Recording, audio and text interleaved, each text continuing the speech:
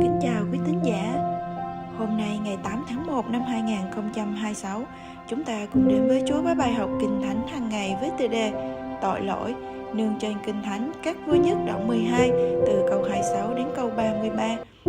Vua Jeroboam vì sợ mất vương quốc nên đã tự ý lập hình tượng và cách thờ phượng không theo lời Đức Chúa Trời.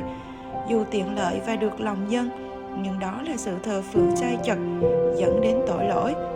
Bài học nhắc chúng ta đừng thỏa hiệp với tội lỗi hay làm theo ý riêng, nhưng hãy vâng phục và thờ phượng Chúa đúng theo ý muốn Ngài. Kính mời quý tín giả chúng ta cùng đến với Chúa với lời cầu nguyện. Lạy Chúa kính yêu của chúng con, xin tha thứ khi chúng con chọn con đường dễ dàng thay vì vâng phục Ngài.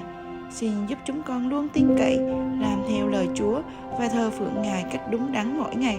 Chúng con cảm ơn Chúa, chúng con cầu nguyện nhân danh Đức Chúa Giêsu Christ.